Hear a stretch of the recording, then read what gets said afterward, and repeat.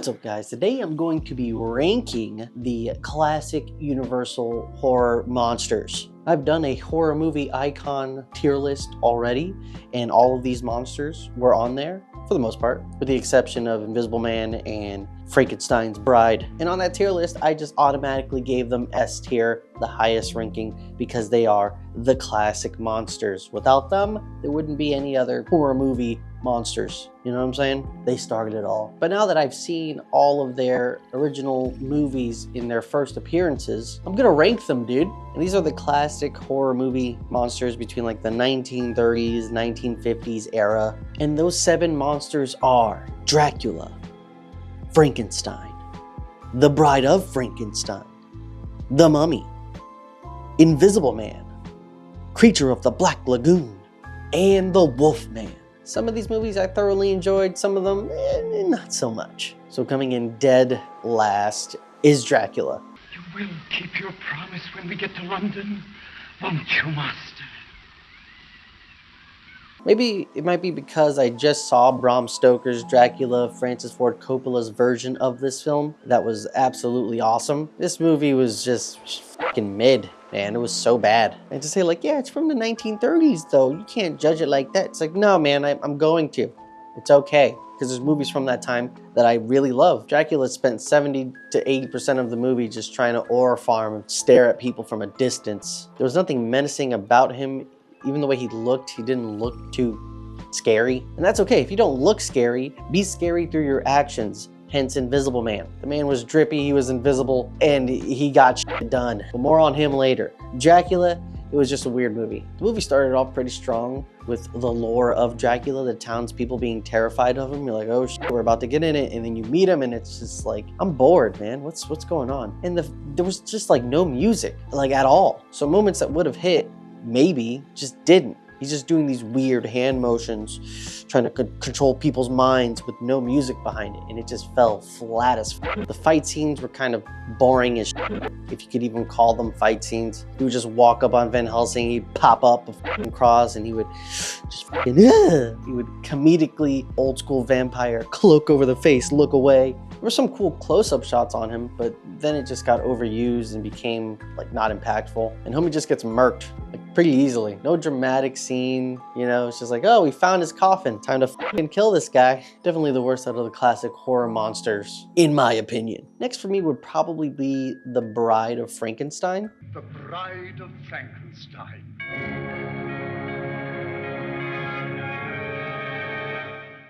Now, this movie was really good, but the only thing is, she's in it for all of 5 minutes. This movie, in my opinion, did a lot for Frankenstein himself. So I didn't really enjoy his film all that much, like his standalone Frankenstein film, but in here, they gave him so much more character depth and I loved it so much. And when you finally get the Bride of Frankenstein, she doesn't get anything.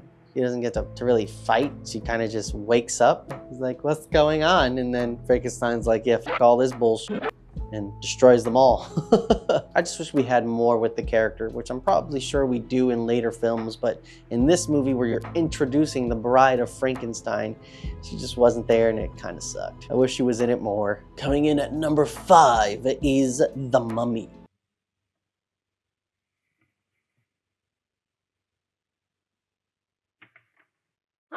Now look, I love The Mummy, Brendan Fraser's Mummy. You know what I'm saying? I honestly didn't know that it was a remake of this original Mummy film with Imhotep and Anaxunamon and all that stuff. So I went into this pretty f***ing hype. I was like, oh shit, I'm gonna see where it came from, dude. Hell yeah. And it was boring. The Mummy himself is a cool idea of a movie monster. He was like a slightly better version of Dracula, where like he actually got to do stuff. You know, he had the mind controlling. I love the close-up shot that they would do on his face. Looks so crazy. But he himself was just like, you know, kind of boring, dude. And as I was watching these films, I was slowly getting a theme across all of them. All these monsters are horny as f***. They were all simping for love, or you know, they were just trying to get it done. You know what I'm saying? And The Mummy was no exception. Boring film, better than Dracula. As a film, I would put Bride of Frankenstein above this, but in terms of monsters, since we only got her for like 5 minutes, I'm putting The Mummy at number 5 as a slightly better Dracula. That's really it.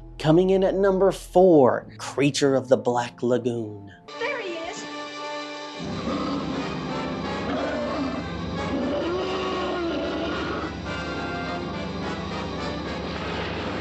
Creature for me had a little bit of everything. It had the dope design, it had the dope lore, it had the movie itself had pretty dope shots. They did a lot of cool things underwater, and I'm like, how the did they do this back then? A lot of the things they do in these films is just blowing my mind. It's like, how were they able to do that in the 1930s, 40s, and 50s, dude? Like, it's pretty dope what the innovative minds of humans can do. But yeah, Creature was pretty dope. Going in, I knew nothing about him, only how he looked. I thought it was like an experiment gone wrong or something like that. But no, it was just this creature that has existed since like the dawn of time on Earth. And it was a cool change of scenery, you know, compared to like Frankenstein and Dracula and the Wolfman, that dark, atmospheric, gothic feel. From those films, you get like this, you know, otherworldly, we're in a jungle area. It was so cool. It was a nice change of pace in the movies. And I love Creature of the Black Lagoon. The only reason why I don't think it deserves a higher spot is because this is kind of it for Creature. Every other movie monster on here has come back in some way, shape, or form many times over. And Creature hasn't gotten the love, man, you know? Although in his film, he did beat the fuck out of some people. And even though he was a creature, he was trying to, you know what he was gonna do to her. Coming in at number 3, Frankenstein. It's alive! It's alive! It's alive! In the name of God! Now I know what it feels like to be God! If The Bride of Frankenstein didn't have so much Frankenstein, he would have been a little lower for me. The Frankenstein movie was dope. It had one of the most, if not the most iconic line from all of these movies. He's alive! It's alive! Like, I knew of that quote before I knew of probably most of these monsters. And you feel really bad for Frankenstein. I found myself, you know, with a lot of these creatures just kind of on their side, dude. It's like, man, f these people. These are just misunderstood monsters. That's it. Although Frankenstein did kill that little girl.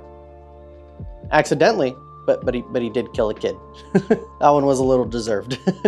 Then he just started murking people left and right, dude. He didn't give a f. The film itself, I wouldn't put as high, but what they did with him in Bride of Frankenstein, it just elevated him so much. They gave him so much character depth. You know, like he was just a monster that needed a friend. I love that scene with him and the blind man. It's so cool. It's so funny. It's like, you want some drink? You want some alcohol? Drink good. You want that shit? You want to smoke a little bit? You know, smoke good. You want that shit?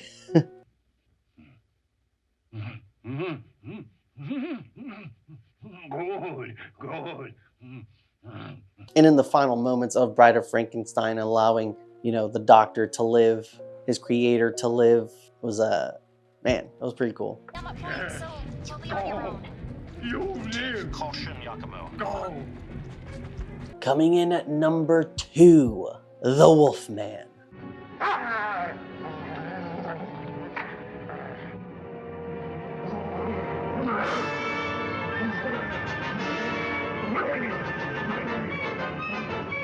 This movie was fire, dude. It had everything. The movie itself was great. The actors themselves did so well. The design of the creatures fucking badass. The atmosphere, the director of photography went off, man. It felt so dope. The lighting was sick. You could really see the evolution throughout the movies, like in what year they came out. It's like, oh, they're figuring out lighting now. Like Frankenstein compared to Bride of Frankenstein. It's like, hell yeah, dude. And the same goes for this. And it was also cool to see throughout these movies, all of these actors be throughout all of these movies. Like Dracula was the first werewolf in The Wolfman. The Invisible Man played his father in The Wolfman. It's like, oh shit. I didn't even catch it. My roommate was like, dude, this guy sounds like Griffin.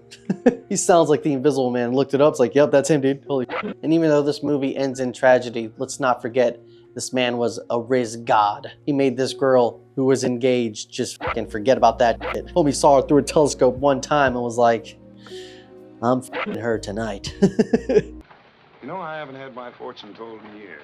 How about tonight? No. Fine, I'll be here at 8.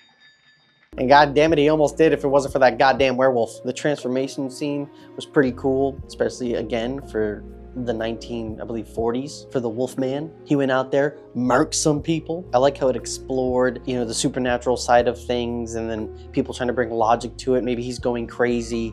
Well, we all know he's not. It was such a good movie. And he's a dope fucking monster. Coming in at #1 for me, you guys all know because we're at the last one, it's the Invisible Man. You're my partner, Kemp. We'll begin with a reign of terror. A few murders here and there. Griffin stood on business. Once I got the idea of watching all these movies and making this video, just on paper and what, you know, looking at all of them, I thought Invisible Man was going to be like on the bottom end of this. But holy fuck was I wrong. This man had drip. The story itself flowed so well. They made a monster that you couldn't see feel so menacing. He had probably the most insane aura out of all these creatures. He just knew he was the shit. A man bestowed with great power, but falls into deep madness. It was so sick. The reign of terror speech alone, dude. Murders of great men, murders of little men, just to show we make no distinction. We might even wreck a train or two. Just these fingers around a signalman's throat. You're my partner, Kemp. Everything he said in that speech, he did. Kemp thought shit was, it was not real, and then he fucking murked him, dude. Well, goodbye, Kemp. I always said you were a dirty little coward. You're a dirty, sneaking little rat as well. Goodbye.